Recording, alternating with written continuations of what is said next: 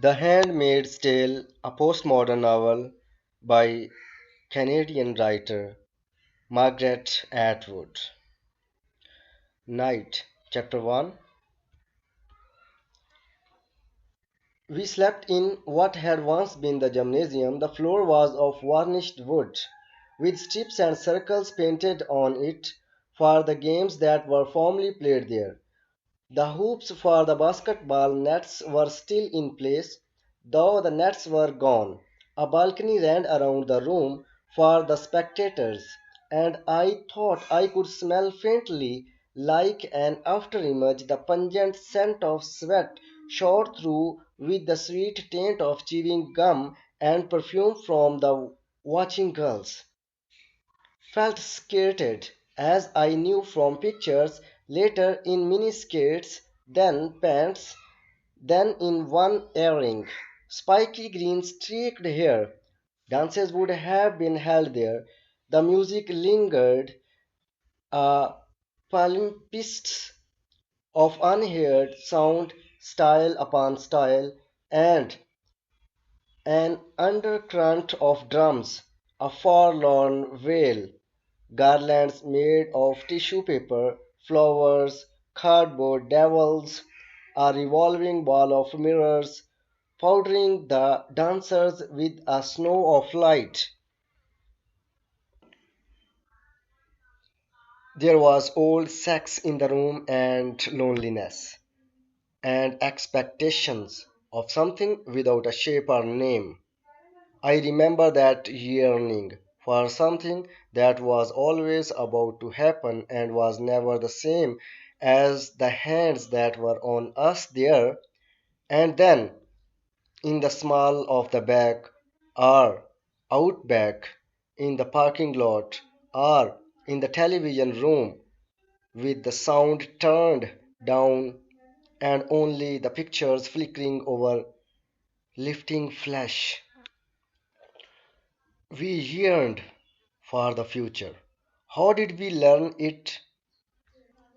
That talent for instability? It was in the air, and it was still in the air.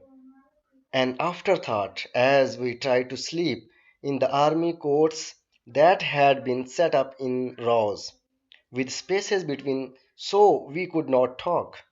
We had flannelette sheets like children's and army issue blankets, old ones that still said US. We folded our clothes neatly and laid them on the stools at the ends for the beds. The lights were turned down but not out. Aunt Sarah and Aunt Elizabeth patrolled. They had electric cattle prods slung on thongs from their leather belts. No guns, thou. No guns, thou. Even they could not be trusted with guns. Guns were for the guards, specially picked from the angels. The guards were not allowed inside the building except when called, and we were not allowed out except for our walks twice daily, two by two around the football field, which was enclosed now by a chain link fence topped with barbed wire. The angels stood outside it with their backs to us. They were objects of fear to us, but of something else as well. If only they would look. If only we could talk to them, something could be exchanged, we thought. Some deal made, some trade off. We still had our bodies. That was our fantasy. We learned to whisper almost without sound. In the semi darkness, we could stretch out our arms when the aunts were not looking and touch each other's hands across space. We learned to lip read. We learned to lip read our heads flat on the beds, turned sideways, watching each other's mouths. In this way, we exchanged names from bed to bed. Ama, Jenny, Dolores, Moira, June. Shopping Chapter 2. A chair, a table, a lamp. Above, on the white ceiling, a relief ornament in the shape of a wreath, and in the center of it a blank space plastered over, like the place in a face where the eye has been taken out. There must have been a chandelier once. They have removed anything you could tie a rope to. A window, two white curtains. Under the window, a window seat with a little cushion. When the window is partly open, it only opens partly. The air can come in and make the curtains move. I can sit in the chair or on the window seat, hands folded, and watch this. Sunlight comes in through the window too and falls on the floor, which is made of wood, in narrow strips, highly polished. I can smell the polish. There is a rug on the floor, oval, of braided rags. This is the kind of touch they like. Folk art, archaic, made by women in their spare time from things that have no further use. A return to traditional values. Waste, not want, not. I am not being wasted. Why do I want? On the wall above the chair, a picture framed but with no glass, a print of flowers, blue irises, watercolor. Flowers are still allowed. Does each of us have the same print, the same chair, the same white curtains? I wonder. Government issue? Think of it as being in the army, said Aunt Lydia. A bed, single, mattresses, medium hard, covered with a flocked white spread. Nothing takes place in the bed but sleep, or no sleep. I try not to think too much. Like other things now, thought must be rational. There is a lot that does not bear thinking about. Thinking can hurt your chances, and I intend to last. I know why there is no glass in front of the watercolor picture of blue irises, and why the window only opens partly, and why the glass in it is shatterproof. It is not running away they are afraid of. We would not get far. It's those other escapes, the ones you can open in yourself, given a cutting edge. So, apart from these details, this could be a college guest room for the less distinguished visitors, or a room in a rooming house of former times for ladies in reduced circumstances. That is what we are now. The circumstances have been reduced for those of us who still have some circumstances. But a chair, sunlight, flowers, these are not to be dismissed. I am alive. I live. I breathe. I put my hand out, unfolded into the sunlight. Where I am is not a prison. Where I am is not in a prison, but A privilege, as Aunt Lydia said, who was in love with either or. The bell that measures the time is ringing. Time here is measured by bells, as once in nunneries. As in a nunnery too, there are few mirrors. I get up out of the chair, advance my feet into the sunlight in their red shoes, flat heeled to save the spine and not for dancing. The red gloves are lying on the bed. I pick them up, pull them onto my hands, finger by finger. Everything except the wings around my face is red, the color of blood which defines us. The skirt is ankle length, full, gathered to a flat yoke that extends over the breasts. The sleeves are full. The white wings too are prescribed issue. They are to keep us from seeing, but also from being seen. I never looked good in red. It's not my color. I pick up the shopping basket, put it over my arm. The door of the room, not my room, I refuse to say my, is not locked. In fact, it does not shut properly. I go out into the polished hallway which has a runner down the center, dusky pink, like a path through the forest, like a carpet for royalty. It shows me the way. The carpet bends and goes down the front staircase, and I go with it. One hand on the banister. Once a tree, turned in another century, rubbed to a warm gloss. Later Victorian, the house is a family house, but for a large, rich family.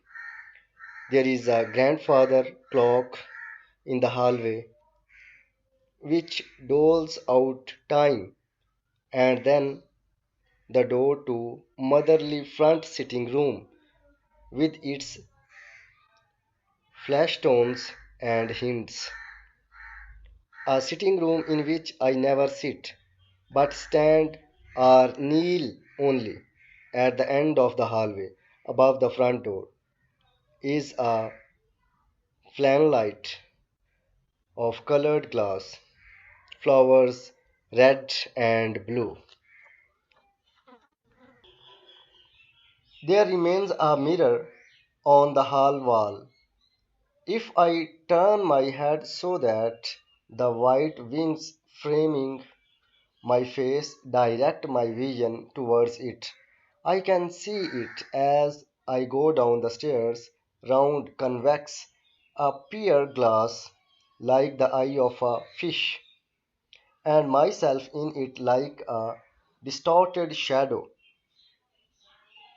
a parody of something, some fairy tale figure in a red cloak, descending towards a moment of carelessness that is the same as danger, a sister dipped in blood. At the bottom of the stairs there is a hat and umbrella stand, the bentwood kind, long, rounded rings of wood curving gently up into hooks shaped like the opening fronds of a fern. There are several umbrellas in it, black for the commander, blue for the commander's wife, and the one assigned to me, which is red. I leave the red umbrella where it is because I know from the window that the day is sunny. The wonder whether or not the commander's wife is in the sitting room. She does not always sit. Sometimes I can hear her pacing back and forth, a heavy step, and then a light one, and the soft tap of her cane on the dusty rose carpet. I walk along the hallway, past the sitting room door and the door that leads into the dining room, and open the door at the end of the hall and go through into the kitchen. Here the smell is no longer of furniture polish. Rita is in here, standing at the kitchen table, which has a top of chipping white enamel. She is in her usual Martha's dress, which is dull green, like a surgeon's gown of the time before. The dress is much like mine in shape, long and concealing, but with a bib apron over it and without the white wings and the veil. She puts the veil on to go outside, but nobody much cares who sees the face of Martha. Her sleeves are rolled to the elbow, showing her brown arms. She is making bread, throwing the for the final brief kneading and then the shaping. Rita sees me and nods, whether in grinning or in simple acknowledgement of my presence, it's hard to say, and wipes her flowery hands on her apron and rummages in the kitchen drawer for the token book. Frowning, she tears out three tokens and hands them to me. Her face might be kindly if she would smile, but the frown is not personal. It's the red dress she disapproves of, and what it stands for, she thinks I might be catching, like a disease or any form of bad luck. Sometimes I listen outside closed doors, a thing I never would have done in the time before. I do not listen long, because I do not want to be caught doing it. Once, though, I heard Rita say to Cora that she would not debase herself like that.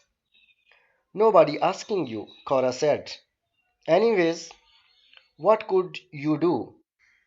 Supposing go to the colonies, Rita said. They have the choice. With the unwoman and starve to death and Lord knows what all, said Cora. Catch you. They were shelling peas. Even through the almost closed door, I could hear the light clink of the hard peas falling into the metal bowl. I heard Rita, a grunt or a sigh of protest or agreement. Anyways, they are doing it for us all, said Cora. Or so they say. If I had not of got my tubes tied, it could be of been me. Say I was 10 years younger. It's not that bad. It's not what you would call hard work. Better her than me, Rita said, and I opened the door. Their faces were the way women's faces are when they have been talking about you behind your back and they think you have heard, embraced, but also a little defiant, as if it were their right. That day, Cora was more pleasant to me than usual. Rita more surely. Today, despite Rita's closed face and pressed lips, I would like to stay here in the kitchen. Cora might come in from somewhere else in the house, carrying her bottle of lemon oil and her duster, and Rita would make coffee. In the house of the commanders, there is still real coffee, and we would sit at Rita's kitchen table, which is not Rita's any more than my table is mine.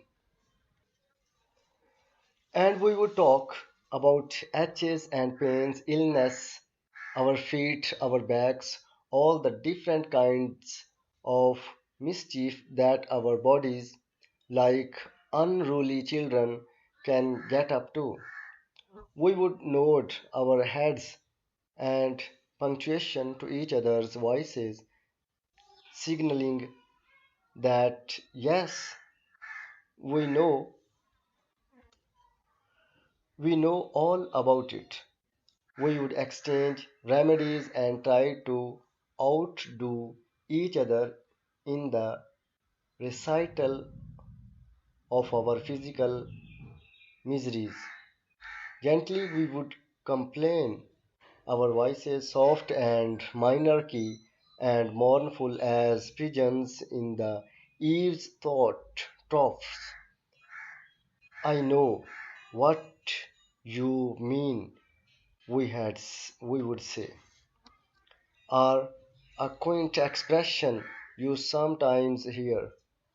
Still from older people, I hear where you are coming from, as if the voice itself were a traveler arriving from a distant place, which it would be, which it is.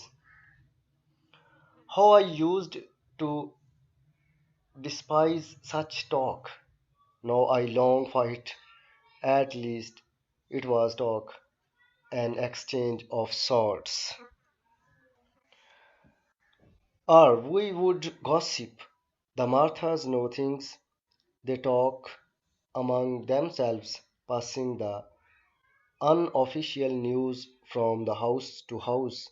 Like me, they listen at doors, no doubt, and see things even with their eyes averted. I have heard them at sometimes caught whiffs of their private conversations. Stillborn, it was, or stabbed her with a knitting needle right in the belly. Jealousy, it must have been, eating her up, or tantalizingly, it was toilet cleaner she used, worked like a charm, though you would think he had of tasted it. Must have been that drunk, but they found her out all right. Or I would help Rita to make the bread, sinking my hands into that soft, resonant, resistant warmth which is so much like flesh. I hunger to touch something other than clothes or wood. I hunger to commit the act of touch. But even if I were to ask, even if I were to violate decorum to that extent, Rita would not allow it. She would be too afraid. The Marthas are not supposed to fraternize with us. Fraternize means to behave like a brother. Luke told me that. He said there was no corresponding word that mean to behave like a sister. Sororize, sororize it. would have to be, he said, from the Latin. He liked knowing about such details, the derivations of word, curious usages. I used to tease him about being pedantic. I take the tokens from Rita's outstretched hand. They have pictures on them of the things they can be exchanged for: 12 eggs, a piece of cheese, a brown thing that is supposed to be a stick. I place them in the zippered pocket in my sleeve where I keep my pass. Tell them fresh for the eggs, she says, not like last time, and a chicken. Tell them not a hen. Tell them who it's for, and then they would not mess around. All right, I say. I do not smile. They tempt her to friendship. They tempt her to friendship. Shopping, chapter 3. I go out by the back door into the garden, which is large and tidy, a lawn in the middle, a willow weeping catkins around the edges, the flower borders in which the daffodils are now fading and the tulips are opening their cups, spilling out color. The tulips are red, a darker crimson towards the stem, as if they have been cut and are beginning to heal there. This garden is the domain of the commander's wife. Looking out through my shatterproof window, I have often seen her in it, her knees on a cushion, a little blue veil thrown over her wide gardening hat, a basket at her side with shears in it and pieces of string for tying the flowers into place. A guardian detailed to commander to the commander does the heavy digging. The commander's wife directs, pointing with her stick. Many of the wives have such gardens. It's something for them to order and maintain the care for. I once had a garden. I can remember the smell of the turned earth, the plump shapes, the plump shapes of bulbs held in the hands, fullness, the dry rustle of seeds through the fingers. Time could pass more swiftly that way. Sometimes the commander's wife has a chair brought out and just sits in it in her garden. From a distance, it looks like peace. She is not here now, and I start to wonder where she is. I do not like to come upon the commander's wife expect unexpectedly.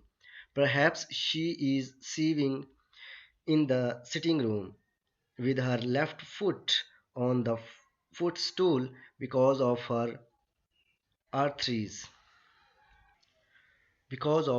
arthritis, or knitting scarves for the angels at the front lines. I can hardly believe the angels have a need for such scarves. Anyway, the ones made by the commander's wife are too elaborate. She does not bother with the cross and star pattern used by many of the other wives. It's not a challenge. Fir trees march along the ends of her scarves. Our angels are stiff humanoid figures, boy and girl, They are not scarves for grown men but for children.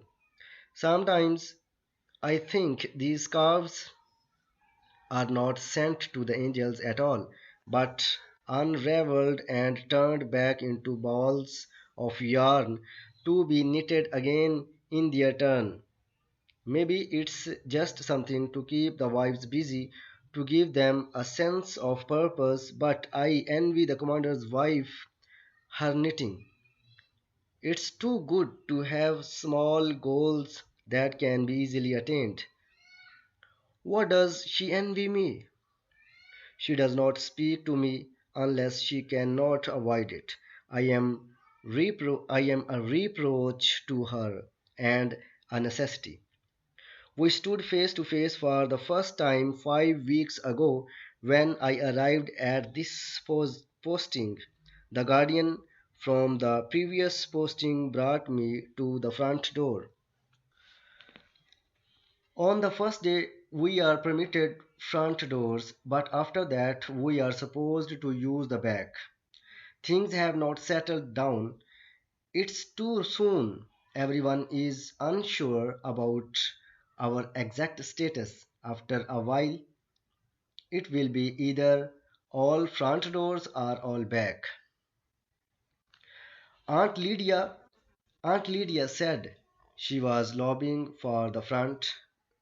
Yours is a position of honor, she said.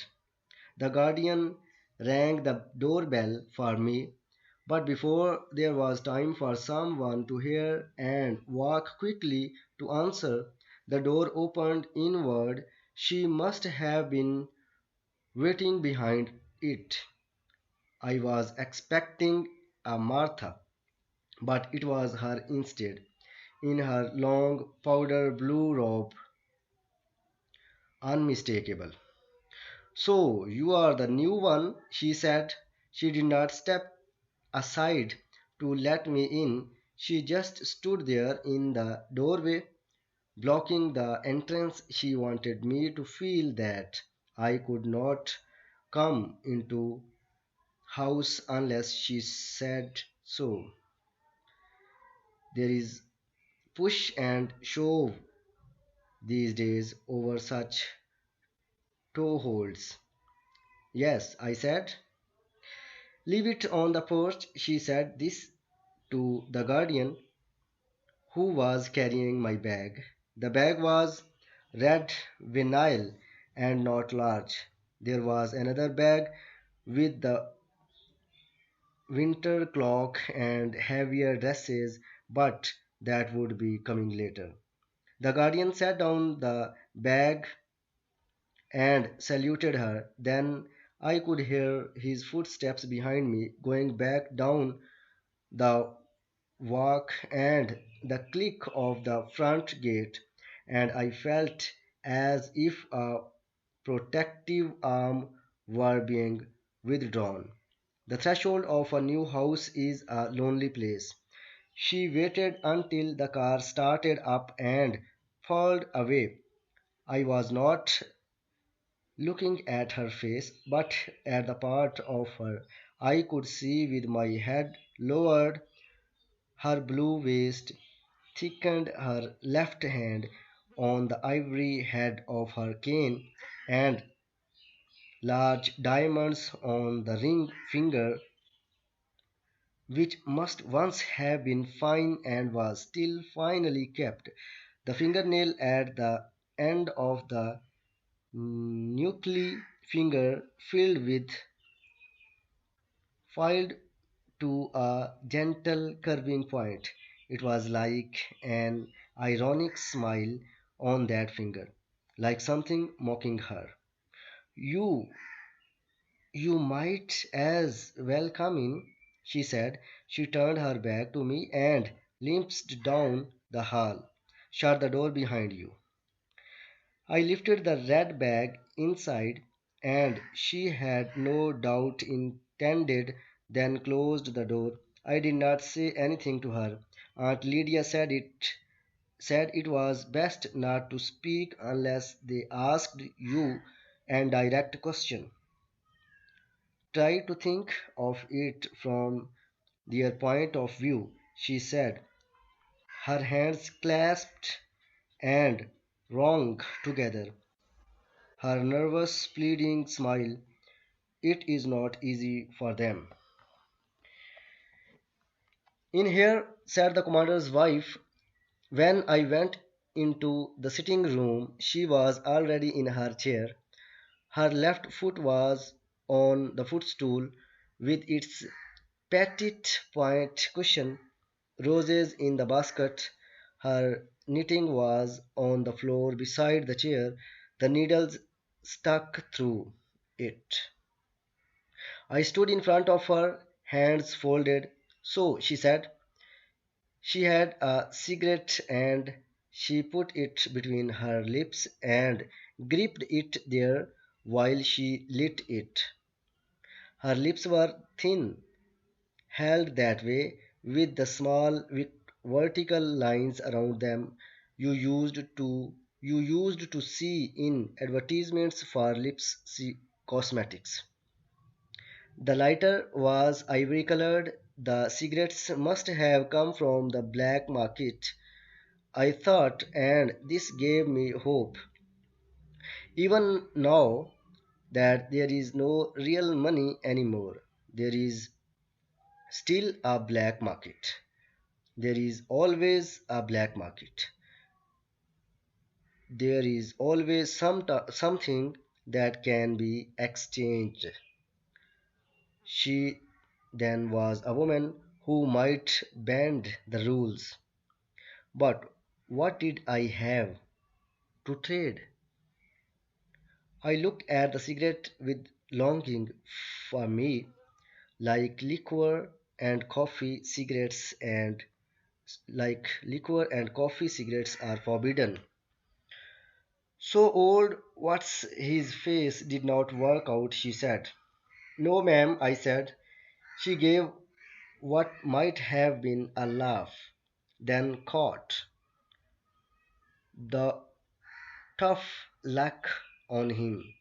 She said, this is your second, is not it? Third, ma'am, I said. Not so good for you either, she said. There was another coughing laugh. You can sit down. I do not make a practice of it, but just this time. I did sit on the edge of one of the stiff backed chairs. I did not want to stare around the room. I did not want to appear inactive to her. So the marble mantelpiece to my right and the mirror over it and the bunches of flowers were just shadows then at the edges of my eyes. Later I would have more than enough time to take them in. Now her face was on a level with mine. I thought I recognized her, or at least there was something familiar about her. A little of her hair was showing from under her veil. It was still blonde. I thought then that maybe she bleached it, that hair dye was something else she could get through the black market, but I know now that it really is blonde. Her eyebrows were plucked into thin arched lines which gave her a permanent look of surprise or outrage or inquisitiveness, such as you might see on a startled child. But below them, her eyelids were tired looking. Not so her eyes,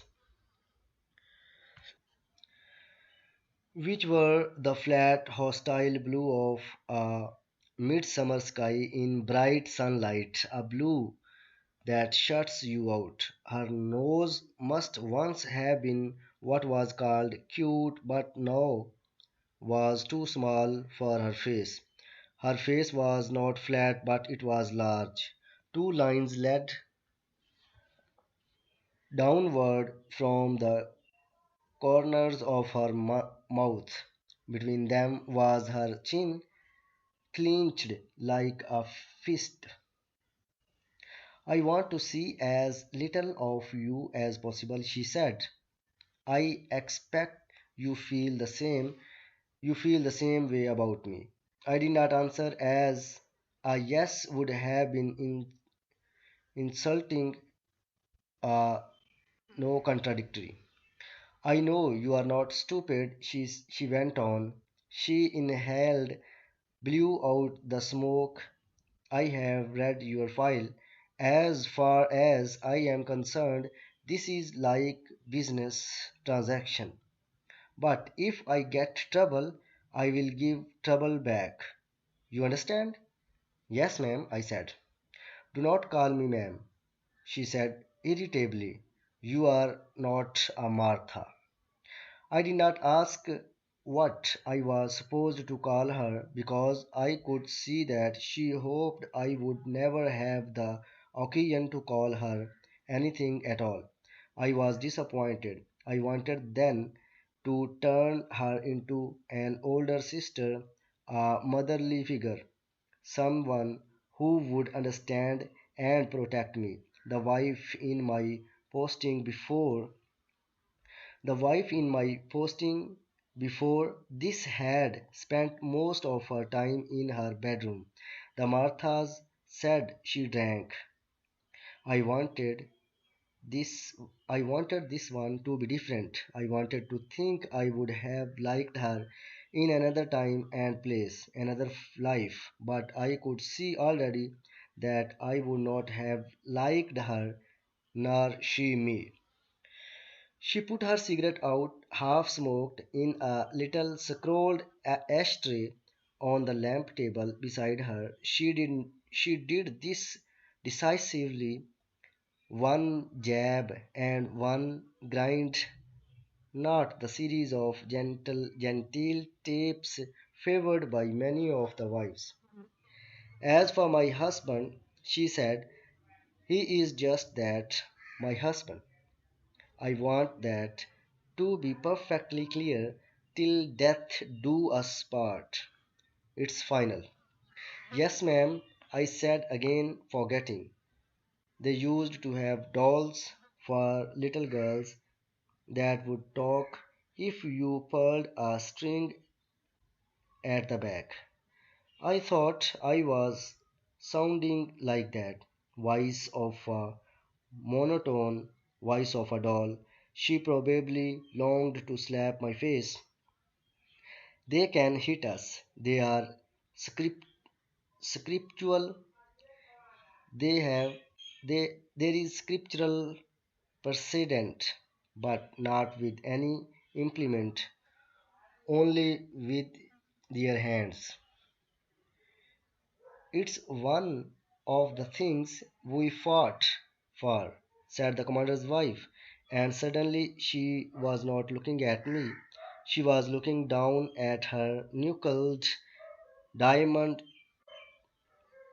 studded hands, and I knew where I had seen her before. The first time was on television when I was 8 or 9. It was when my mother was sleeping in on Sunday morning, and I would get up early and go to the television set in my mother's study and flip through the channels looking for cartoons. Sometimes, when I could not find any, I would watch the Drowning Souls Gospel Hour, where they would tell Bible stories for children and sing hymns. One of the women was called Serena Joy. She was the lead soprano. She was ash blonde, petite, with a snub nose and huge blue eyes, which she had turned upward during hymns. She could smile and cry at the same time. one tear or two sliding gracefully down her cheek, as if on cue, as her voice lifted through its highest notes, tremulous, effortless. It was after that she went on to other things. The woman sitting in front of me was Serena Joy, or had been once. So it was worse than I thought. Chapter 4. Shopping. I walk along the gravel path that divides the back lawn neatly like a hair parting. It was rained during the night. The grass to either side is damp, the air humid. Here and there are worms, evidence of the fertility of the soul, caught by the sun, half dead, flexible and pink like lips. I open the white packet I open the white picket gate and continue past the front lawn and towards the front gate. In the driveway, one of the guardians assigned to our household is washing the car. That must mean the commander is in the house. In this in his own quarters, past the dining room and beyond, where he seems to stay most of the time. The car is very expensive one, a whirlwind, better than the chariot, must better than the chunky practical behemoth. It's black, of course, the color of the prestige are hairless and long and sleek. The driver is going over it with a chamas lovingly. This at least has not changed the way men cares good cars. He is wearing the uniform of the Guardians, but his cap is tilted at a jaunty angle and his sleeves are rolled to the elbow, showing his forearms tanned but with a stipple of dark hairs. He has a cigarette stuck in the corner of his mouth, which shows that he too has something he can trade on the black market. I know this man's name, Nick. I know this because I have heard Rita and Cora talking about him, and once I heard the commander speaking to him. Nick, I would not be needing the car. He lives here in the household over the garage. Low status, he has not been issued a woman, not even one. He does not rate some defect, lack of connections, but he acts as if he does not know this or care. He is too casual. He is not servile enough. It may be stupidity, but I do not think so. Smells fishy, they used to say, or I smell a rat. Misfit as order, despite myself, I think of how he might smell. Not fish or decaying rat, tanned skin, moist in the sun, filmed with smoke, I sigh, inhaling. He looks at me and sees me looking. He has a French face, lean, whimsical, all plans and angles, with caries around around the mouth where he smiles. He takes a final puff of the cigarette, lets it drop to the doorway, and steps in it. He begins to whistle, then he winks. I drop my head and turn so that the white wings hide my face and keep walking. He has just taken a risk. But for what? What if I were to report him? Perhaps he was merely being friendly. Perhaps he was looking on my face and mistook it for something else. Really, what I wanted was the cigarette. Perhaps it was a test to see what I would do. Perhaps he is an eye. I open the front gate and close it behind me, looking down but not back. The sidewalk is red brick. That is the landscape I focus on, a field of oblongs gently undulating, where the earth beneath has buckled from decade after decade of winter frost. The color of the bricks is old, yet fresh and clear. Sidewalks are kept much cleaner than they used to be. I walk to the corner and wait. I used to be bad at waiting. They also serve who only stand and wait. They said Aunt Lydia. She made us memorize it. She also said, not all of you will make it through. Some of you will fall on dry ground or thorns. Some of you are shallow rooted. Some had a mole on her chin that went up and down while she talked. She said, think of yourselves as seeds. And right then her voice was wheedling, conspirational, like the voices of those women who used to teach ballet classes to children and who would say, arms up in the air now, let's pretend we are trees. I stand on the corner pretending I am a tree. A shape red with white wings around the face, a shape like mine, a, a nondescript woman in red carrying a basket comes along the brick sidewalk towards me. She reaches me and we peer at each other's faces, looking down the white tunnels of cloth that enclose us. She is the right one. Blessed be the fruit, she says to me, the expected, the accepted greeting among us. May the Lord open. I answer the accepted response. We turn and walk together past the large houses towards the central part of town.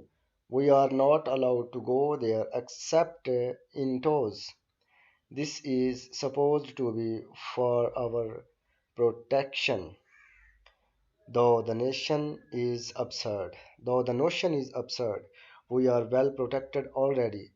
The truth is that she is my spy as I am hers.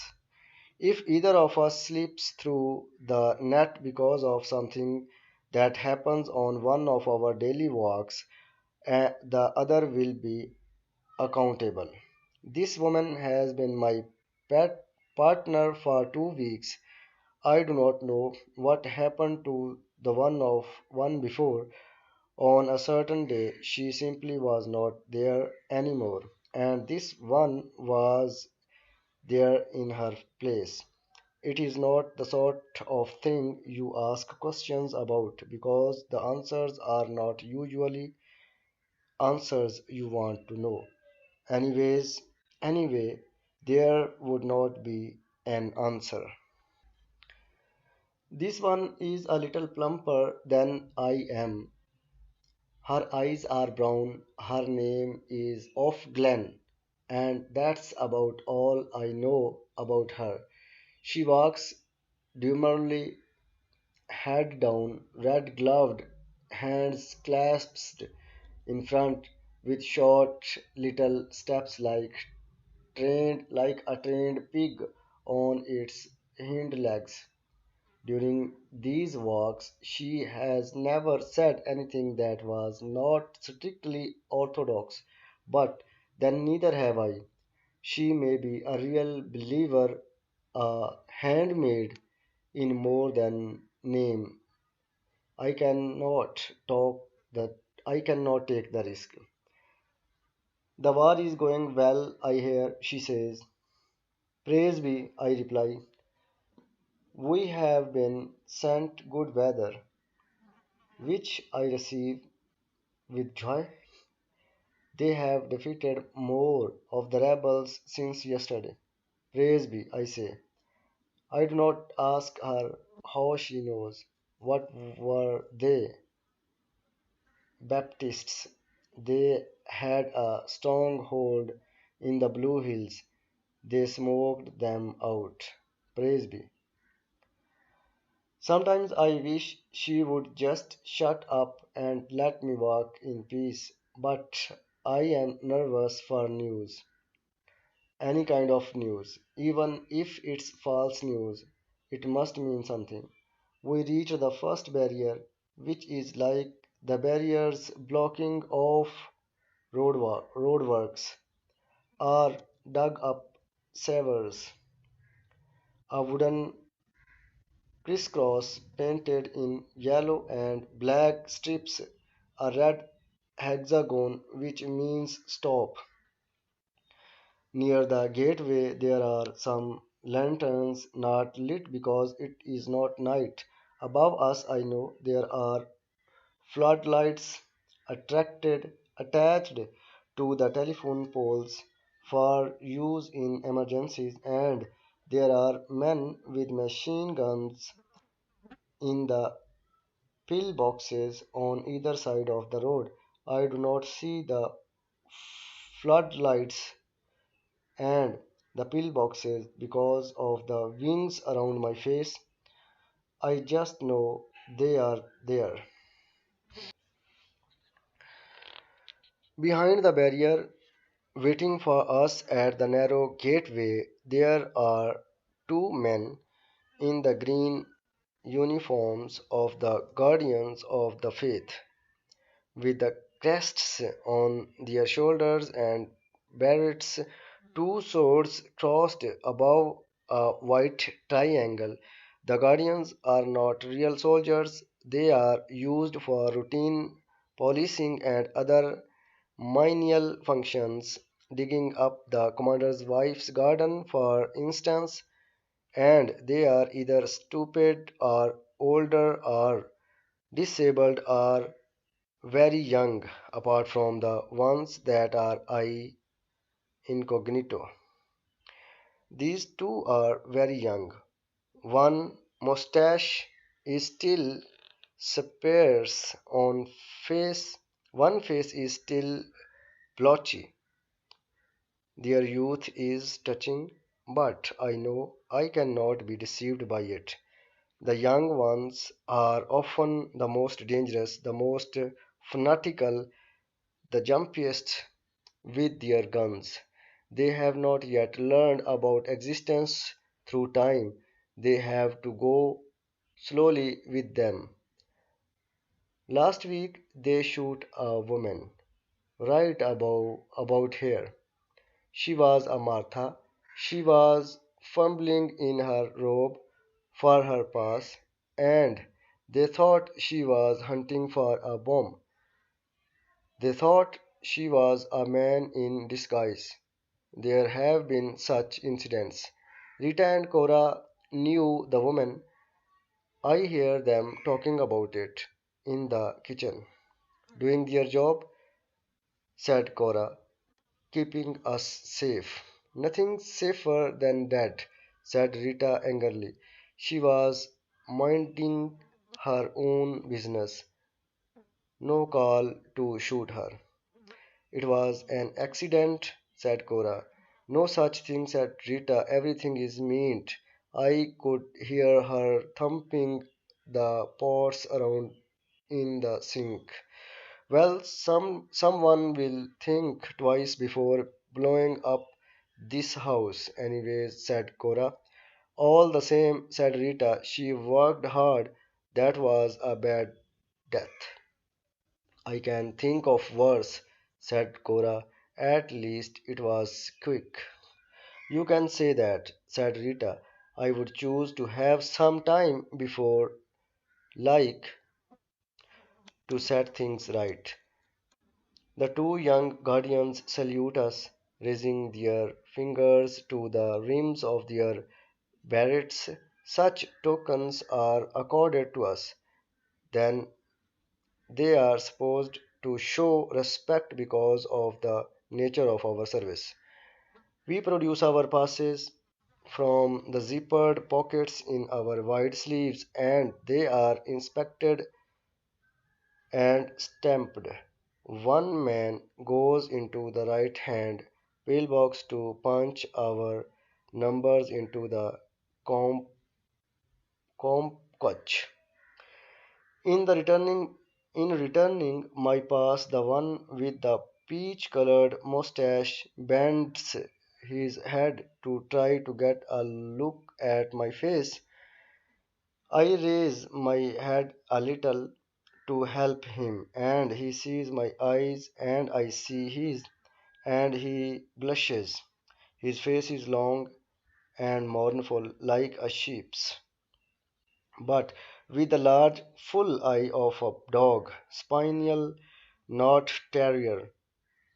His skin is pale and looks unwholesomely tender, like the skin under a scab. Nevertheless, I think of placing my hand on it.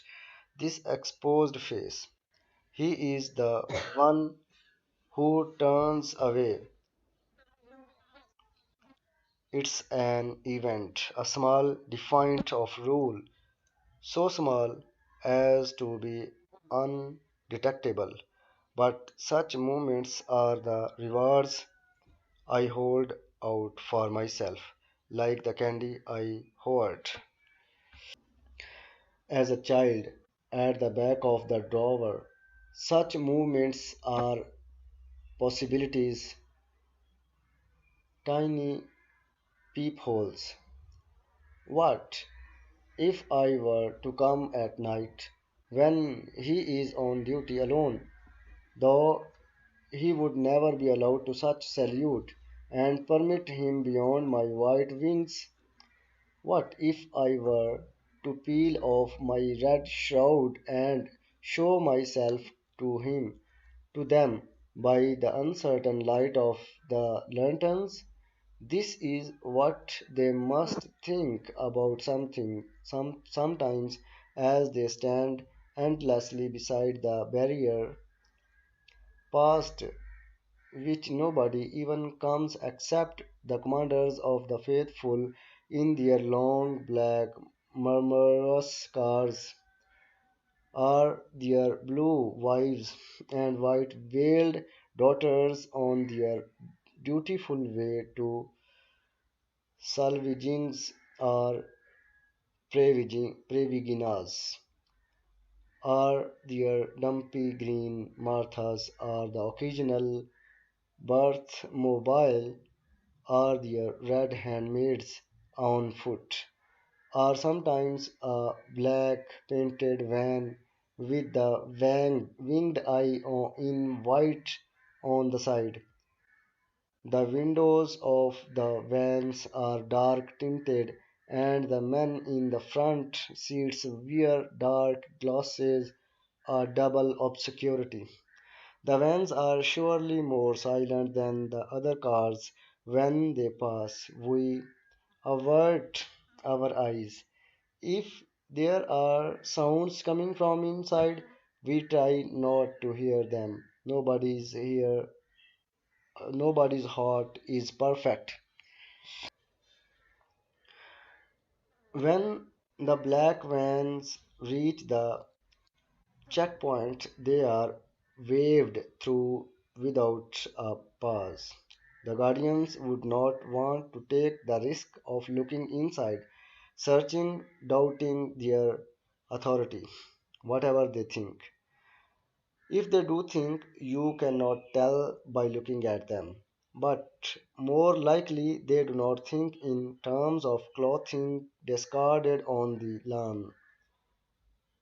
If they think of a kiss, they must then think immediately of the floodlights going on, the rifle shoots. They think instead of doing their duty and of promotion to the angels and of being allowed possibly to marry, and then if they are able to gain enough power and live to be old enough of being allotted a handmaid of their own. The one with the mustache opens the small pedestrian gate for us and stands back well out of the way, and we pass through. As we walk away, I know they are watching.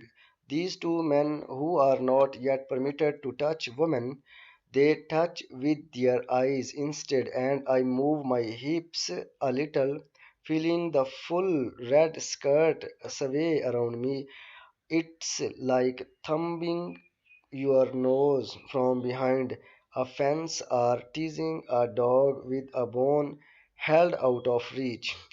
And I am ashamed of myself for doing it because none of this is the fault of these men. They are too young. Then I find I am not ashamed after all. I enjoy the power of a dog bone, passive but there. I hope they get hard at the sight of us and have to rub themselves against the painted barriers surreptitiously. They will suffer later at night in their regimed, regimented beds. They have no outlets now except themselves, and that's a sacrilege. There are no more magazines, no more films, no more substitutes, only me and my shadow walking away from the two men who stand at attention stiffly by a roadblock watching out retreating shapes. Chapter 5. Doubled I walk street. Though we are no longer the commander's compound, there are large houses here also. In front of one of them, a guardian is mowing the lawn. The lawns are tidy, the facades are gracious, in good repair. They are like the beautiful pictures they used to print in the magazines about homes and gardens and interior decorations. There is the same absence of people, the same air of being asleep. The street is almost like a museum or a street in a model town constructed to show the way people used to live. As in those pictures, those museums, those model towns, there are no children. This is the heart of Gilead, where the war cannot intrude except on television, where the edges are we are not sure. They vary according to the attacks and counterattacks. But this is the center where nothing moves. The Republic of Gilead, said Aunt Lydia, knows no bounds. Gilead is within you. Doctors lived here once, lawyers, university professors. There are no lawyers anymore, and the university is closed. Luke and I used to walk together sometimes along these streets. We used to talk about buying a house like one of these, and old big house, fixing it up. We would have a garden, swings for the children. We would have children, although we knew it was not too likely we could ever afford it. It was something to talk about, a game for Sundays, such freedom now seems almost weightless. We turn the corner onto a main street where there is more traffic. Cars go by black, most of them some grey and brown. There are other women with baskets, some in red, some in the dull green of the Martha, some in the striped dresses, red and blue and green and cheap and skimpy that mark the women of the poorer men. Econo, econo wives, they are called. These women are not divided into functions. They have to do everything if they can. Sometimes there is a woman all in black, a widow. There used to be more of them, but they seem to be diminishing. You do not see the commanders' wives on the sidewalks, only in cars. The sidewalks here are cement like a child. I avoid stepping on the cracks. I am remembering my feet on these sidewalks in the time before and what I used to wear on them. Sometimes it was shoes for running with cushioned soles and breathing holes and stars of fluorescent fabric that reflected light in the darkness, though I never ran at night, and in the daytime only beside well frequented roads. I remember the rules that were never spelled out for that every woman knew. Do not open your door to a stranger, even if he says he is the police.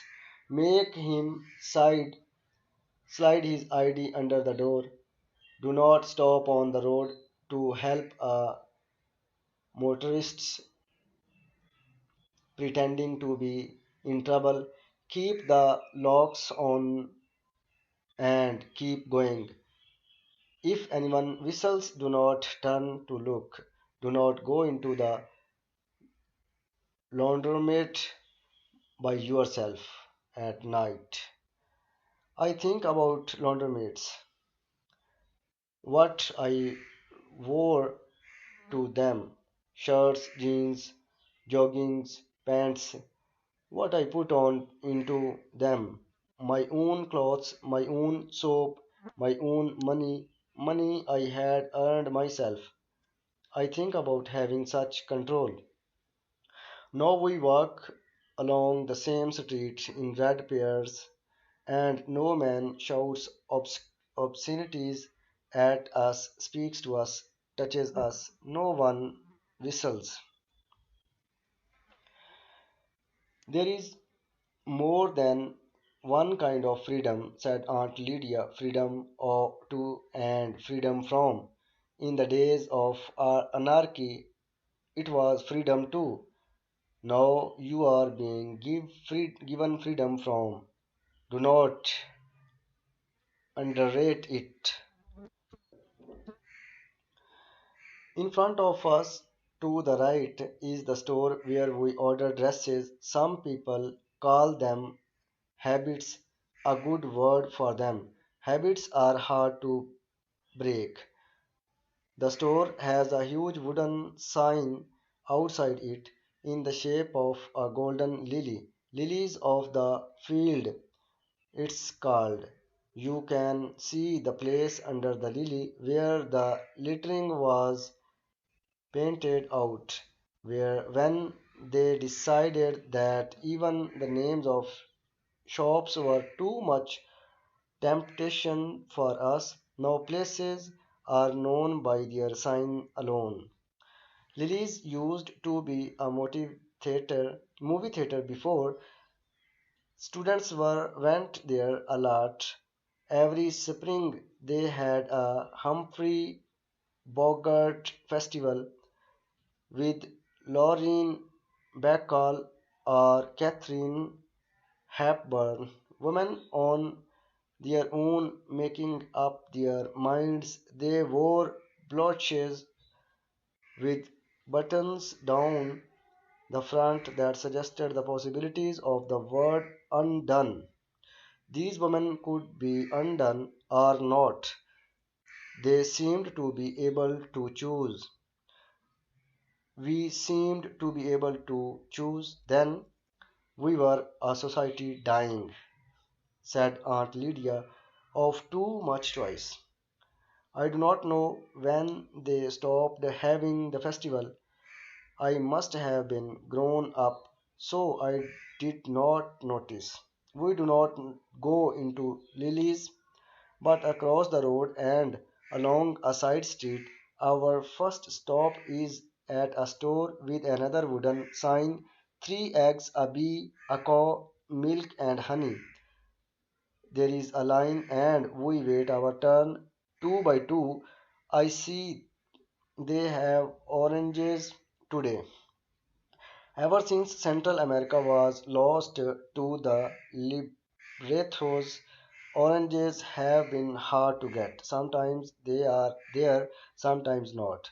The war interferes with the oranges from California and even Florida is not dispensable with there are roadblocks or when the train cracks have been blown up. Train tracks have been blown up. I look at the oranges, longing for one, but I have not brought any token for oranges. I shall go back and tell Rita about them. I think she will be pleased. It will be something, a small achievement to have made oranges happen. Those who have reached the counter or had counter hand their token across it to the two men in guardian uniforms who stand on the other side. Nobody talks much, though there is a rustling and the women's heads move furtively from side to side. Here shopping is where you might see someone you know, someone you have known in time before, or at the red center. Just to catch sight of a face like that is an encouragement. If I could see Moira, just see her. No, she still exists. It's hard to imagine now having a friend. But off Glen beside me is not looking. Maybe she does not know anyone anymore. Maybe they have all vanished, the woman she knew, or maybe she does not want to be seen. She stands in silence, head down. As we wait in our double line, the door opens and two more women come in, both in the red dresses and white wings of handmaids. When one of them is vastly pregnant, her belly under her loose garment swells triumphantly. There is a shifting in the rooms, a murmur, an escape of breath. Despite ourselves, we turn our heads bluntly, blatantly to see better. Our fingers itch to touch her. She is a magic presence to us, an object of envy and desire. We covet her. She is a flag on a hilltop showing us what can still be done. We too can be saved. The women in the room are whispering, almost talking, so great is their excitement. Who is it? I hear behind me. Off Wayne. No, off Warren. Show off, a voice he says, and this is true. A woman that is pregnant does not have to go out, does not have to go shopping. The daily walk is no longer prescribed to keep her abdominal muscles in working order. She needs only the floor exercises, the breathing drills. She could stay at her house, and it's dangerous for her to be out. There must be a guardian standing outside the door, watching of watching for her. Now that she is the carrier of life, she is closer to death and needs special security. Jealousy could get her. It's happened before. All children are wanted now, but not by anyone. But the walk may be a whim of hers, and they humor whims when something has gone this far and there has been no miscarriage. Or perhaps she is one of those pile it on, I can take it, a martyr. I catch a glimpse of her face as she raises it to look around. The voice behind me was right. She has come to display herself. She is glowing rosy. She is enjoying every minute of this. Quite, says one of the guardians behind the counter, and we hush like schoolgirls. Ofglen and I have reached the counter with hand over our tokens, and one guardian enters the numbers on them into the compubite, while the other gives us our purchases, the milk, the eggs. We put them into our baskets and go out again past the pregnant woman and her partner, who beside her looks spindly shrunken as well as we all do. The pregnant woman's belly is like a huge fruit, humu- humongous word of my childhood. Her hands rest on it as if to defend it, or as if they are gathering something from it, warmth and strength. As I pass, she looks full at me into my eyes, and I know who she is. She was at the Red Center with me, one of Aunt Lydia's pets.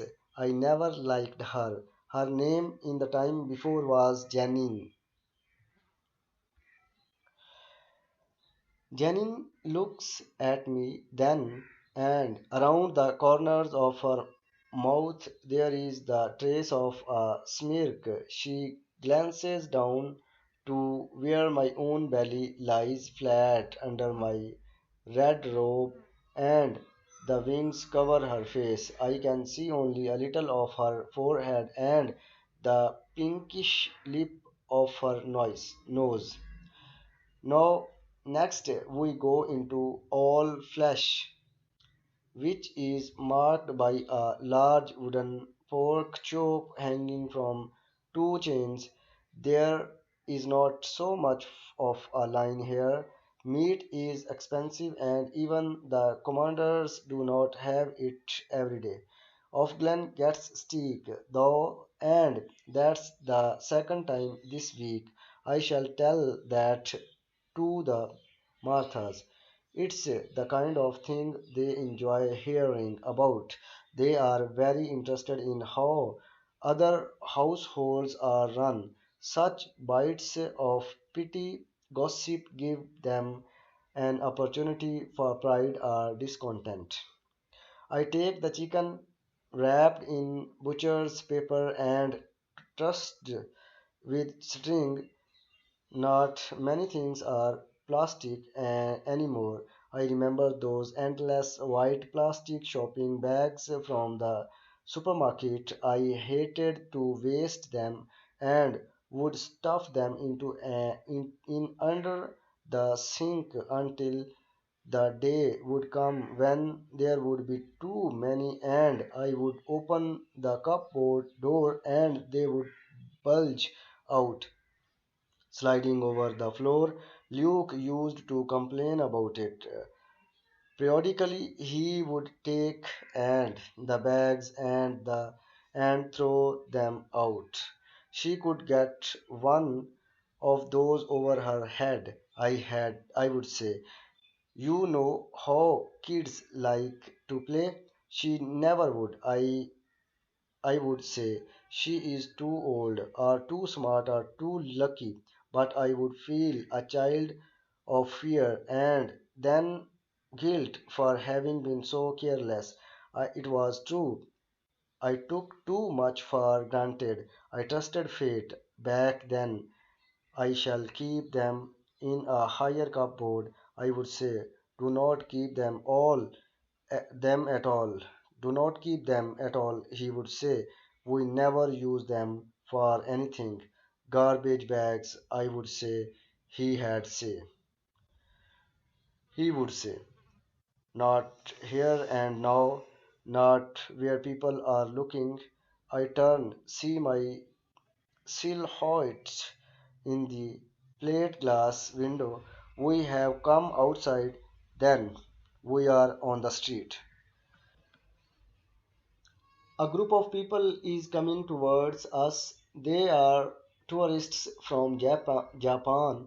It looks like a trade delegation, perhaps, on a tour of the historic landmarks on out for local color. They are diminutive and neatly turned out. Each has his or her camera, he or his or her smile. They look around, bright eyed, cooking their heads to one side like robins. Their very cheerfulness aggressive, and I cannot help staring. It's been a long time since I have seen skirts that short on women.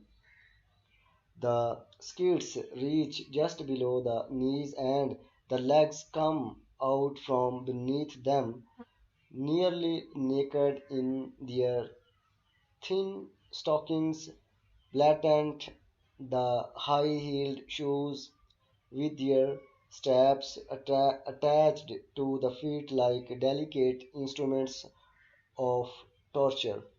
The women teeter on the women teeter on their spiked feet as if on stilts, but off balance. Their backs arc at the waist, thrusting the buttocks out. Their heads are uncovered and their hair too is exposed in all its darkness and sexuality. They wear lipstick red outlining the damp cavities of their mouths like scrawls on a washroom wall of the time before. I stop walking. Glen stops beside me, and I know that she too cannot take her eyes off these women. We are fascinated, but also repelled. They seem undressed. It has taken so little time to change our minds about things like this. Then I think I used to dress like that. That was freedom. Westernized, they used to call it. Then Japanese tourists come towards us, twittering, and we turn our heads away too late. Our faces have been seen. There is an interpreter in the standard blue suit and red patterned tie with the winged eye tie pin. He is the one who steps forward out of the group in front of us, blocking our way. The tourists bunch behind him. One of them raises a camera. Excuse me, he says to both of us politely enough.